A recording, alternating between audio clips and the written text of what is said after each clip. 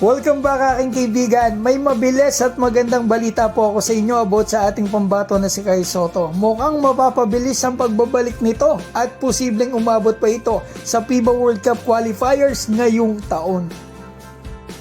Una sa lahat mga kaibigan, mula po nang mawala si Kai Sotto sa Gilas, 1-4 ang naging kartada natin sa International Games. 4 na sunod-sunod po dyan ay talo. Kaya lalong na-miss talaga natin mga fans ang isang Kai Sotto. So ngayon, patuloy po pala siya nagpapalakas, nagre-rehab ng kanyang tuhod doon sa Japan. At kanina lang po natuwa ako sa nakita ko sa story niya sa Instagram.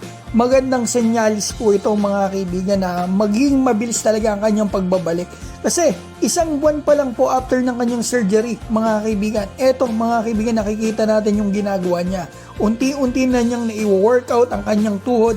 Hindi po ako eksperto pero tingin ko talaga base dito ay posibleng mas maging mabilis ang recovery ni Kai o pagbabalik ni Kai.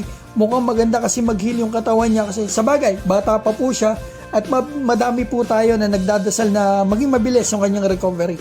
Usually, 6 months to 1 year po talaga nakakabalik ang player after ng ACL injury. At tingin ko po base sa pinapakita niyang development sa kanyang tuhod at the same time yung kanyang determinasyon, tingin ko po talaga ay aabot siya, makakalaro siya sa paparating na FIBA World Cup qualifiers ngayong taon. Kailan ba yan?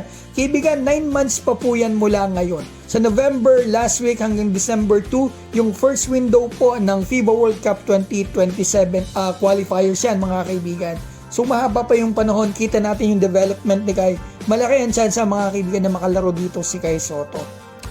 Ipag-pray po natin ang maging mabilis po ang recovery ni Kai. Napakalaking tulong po nun. At mga kaibigan, gusto kong malaman din po ninyo, ayon sa source natin, yung rehab po ni Kai ay February hanggang March dito sa Japan. Posible daw po si Kai makauwi ngayong March or April na dito sa atin sa Pilipinas. Sana magkaroon po tayo ng pagkakataon. Mabisita po natin ang ating pambato na si Kai Sotto. Kung kayo rin po yung pagkakataon, kita-kits po tayo doon. Mga kaibigan, maraming salamat po sa walang sawang suporta kay Kai Sotto. Mabuhay po kayo.